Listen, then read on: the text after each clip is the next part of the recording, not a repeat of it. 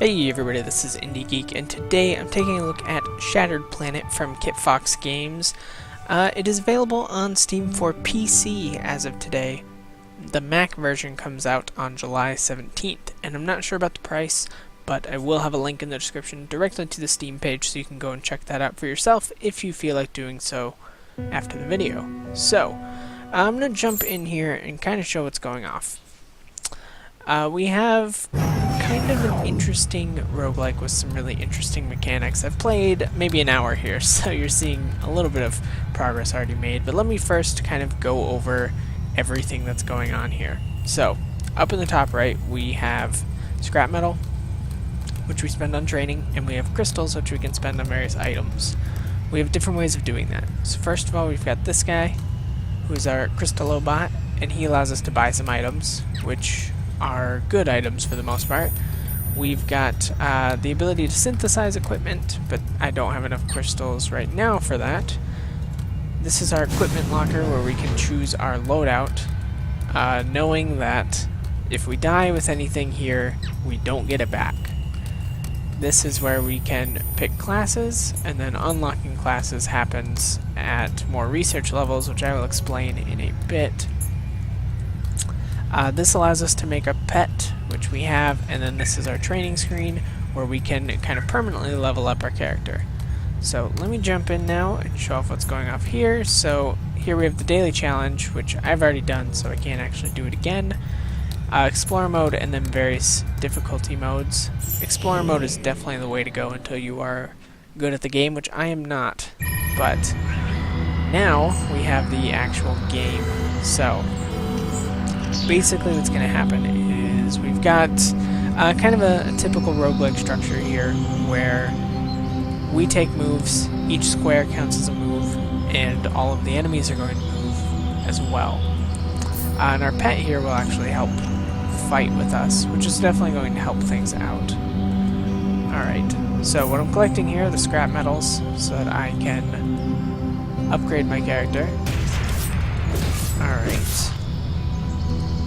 Unfortunately, okay, now we should be fine. I couldn't get to the guys I'm fighting first, but now we can. Alright. And basically what's going to happen here is that we are just going to try and explore, try and hopefully make it pretty far here. What do we got here? Okay, I think what I've got already is better. The pathing is pretty good. You can pretty much just point anywhere and you'll path to it. You can see we've got a little mini-map up in the left. And an interesting mechanic that I suppose I can go back and start showing off if we go a little bit farther. So you can see on the map that things are turning purple back where we've been. You may have noticed a little bit of like corruption happening at the very beginning. And basically what's happening there is that there literally is like some corruption going on, and oh cool, I found an action figure. So that was actually the research screen that you saw there. As you find things, you basically gain research levels if you find enough new things that you haven't seen before, and then at each research level you unlock something new, and of course, as you saw, that is also how we unlock the other characters. So we definitely do want to be finding new items all the time if possible. We are looking just for an exit. There are actually two ways to exit the level. If I really wanted, I could just we of course also take damage here, so I'm gonna die because I chose to go the wrong way. Yep, and that was actually something that just damaged me. So this has kind of a Dungeons and Dragons style potion system where you're really left to just experiment and hope that you find something that is good. Okay, I don't necessarily want to buy either of those things, so let's spend our crystals like this. So basically what I'm doing is I am getting items. And that's actually perfect. That might be the only thing that we research here. Oh, cool. Okay, so I want to go grab that, I think. Try it out.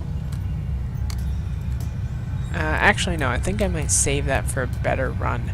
So basically what you want to do is, like, every run you want to make sure that you've got a weapon to take for sure, and a helmet. And that's about it. From there, of course, there's also other things like healing items and grenades, things like that. But for now, I'm just taking kind of a weapon and a helmet every time, making sure that I'm at least able to kind of defend myself. Alright.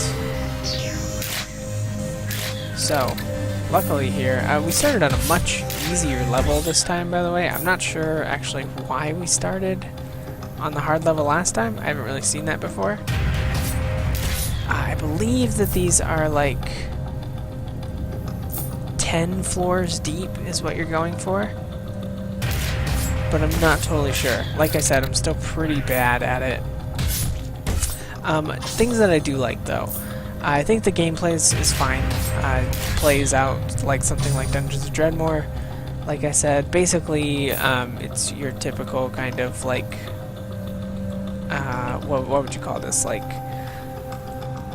I guess square-based, tile-based kind of roguelike. You know, we've seen a lot of these, and I think Dungeons of Dreadmore is kind of the big one of sort of the new roguelike style. So there you actually got to see me complete a floor, which is definitely nice to see. But it mixes in some elements of like I was saying, like Rogue Legacy, where we've got kind of like this persistence in death, where rather than death meaning that we lose everything and start over again, death is pretty much just where we have the ability to hopefully kind of upgrade something. It's not always necessarily the best upgrades, but oh, that sucks. Sometimes you get that key card and there's actually nothing over here. For the most part, in really any mode that I've played so far, it's best to just kind of rush the exit if you can find it early. So I'm glad that I've been able to do that so far. Nice. Yeah, I will definitely use that. Yeah, it seems like there's kind of a big advantage in just kind of moving to the exit as fast as possible. The only thing you can really miss out on, I guess, doing that is... Oh, no! My pet got corrupted, so he killed me. Well, that was not good. But yeah, as you reach, at least in the exploration mode like that, once you hit level 3, everything past that is getting you like 3 more crystals each time. So that's definitely the way to go. But you saw there that I was able to just then increase my strength. So, you know, I do have kind of like some persistence, and I'm able to, you know, actually improve over time. The difference is here that we will see the other characters do not also gain levels, so it seems to me like the best thing to do is to pick a character and stick with it. Let me show you what's going on with these. These are like harder and harder, kind of like an actual campaign, I guess you could say. It doesn't really have like any more of a story than anything else, but when I say campaign, I mean like your goal is to actually make it to the end, and that's when you'll get your big payout. Whereas these are more based on just kind of exploring and finding new stuff. So this seems to be like the mode to sort of learn the game, whereas those other modes are, well, you've learned the game, so let's have you prove it, kind of thing. So the nice thing about that, I guess, is that there is a lot of there's definitely a lot of things to do in the game. Some things I don't like. I really don't like that you totally lose whatever ammo or whatever weapons and armor that you equip. And I know, like, it is a roguelike, so that makes sense, but at some points it feels like I'm kind of left wondering, why is it necessarily a roguelike? Because I guess, you know, I'm not going to say that it shouldn't be a roguelike. I guess what I'm wondering is, would it be better if I were able to, like, keep my weapons and stuff through plays? And I honestly don't know. I can't really tell you what would be better or not. What I can say is that I do like the game, I like the gameplay, and I do like that it is pretty fast. Like, it's pretty fast moving. Things are not like... Ooh. I won't analyze it. Ooh. Failed the stat check. But that does count as a discovery, which is cool. Alright, this run is actually going pretty well compared to my other runs, especially because I'm finding a decent amount of crystals. I've got enough scrap. Oh no, I do not want to jump. Like I said, you can jump as your means of getting to the next floor, but you take a big hit. Oh, that was actually going to heal me too. Sometimes you just end up in bad situations. Okay, let's... You know what? I've got it. I think I want to raise my strength again. It is like my favorite stat, I think. Alright. I liked that weapon, so I'll take that again. And I will take... Oh. Actually, I did not want to take that. So I will put that back. Let's take that instead. There we go. Let's go try the run here again. Yeah, I mean, overall, I really do like the gameplay. I'm just left a little... I don't know, I guess I'm just always wondering, like, do I want to focus on taking better weapons and armor? And hope that this run gets me enough payback for that? Or do I kind of like take weak things in an attempt to actually learn the game? And it's hard to tell, honestly. It's not really like the most clear decision to make, even though it seems like it would be. Wow, this has been pretty bad. Okay, that didn't do it. That didn't do it either. Okay, so I'm looking, hoping that one of these is health. There we go.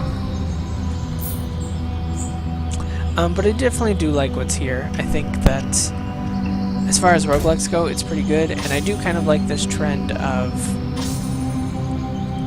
kind of like these random-based games that allow you to actually make some real like progression and kind of level up as you play. I think that's a really good idea, and it seems to me to make me want to play more than if it didn't do that. I think it's just a bummer that like the weapons actually cost something. Is there no way through here? Ooh. Oh, there is. Okay. That sucks because I'm gonna take some damage here. And my guy got corrupted, so that's also bad. Alright, at this point, I just want to leave. Yeah, we're gonna die here. Other things that are huge positives are definitely the, okay, that set me on fire, so that was a really bad decision. Oh, never mind, he seems to be doing okay. Okay, let me help him out there. Yeah, the art style, I think, is just, like, gorgeous. Okay. I'll follow it, I guess.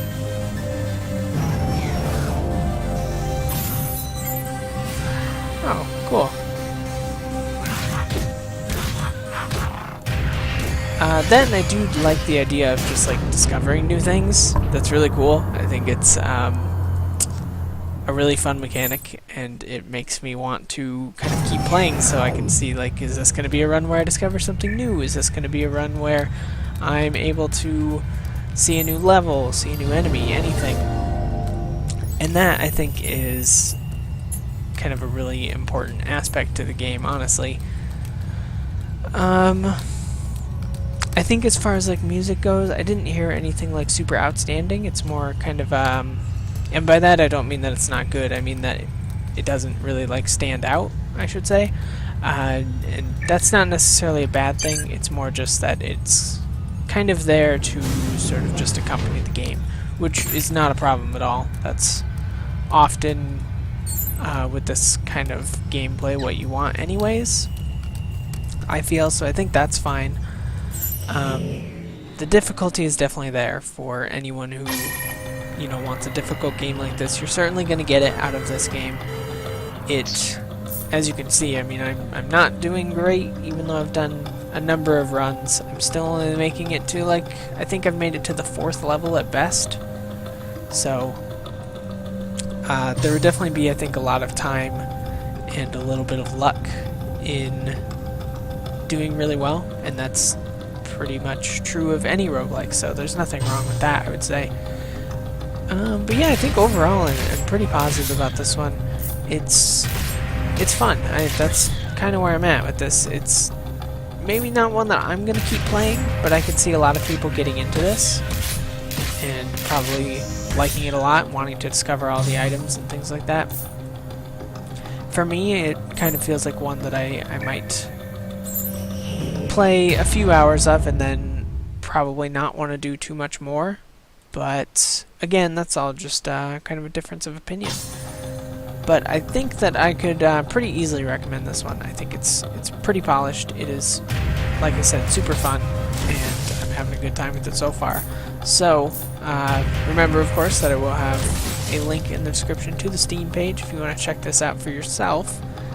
But as always, feel free to leave comments. If there's anything that you would like to comment on, or if there's anything I missed, you can go ahead and ask me that in the comments. Things like that. Feel free to subscribe if you want to see more videos from me every single day. And, of course, last of all, if you liked the video, then please do consider clicking the like button. But with that, I thank you as always for watching, and I will see you next time.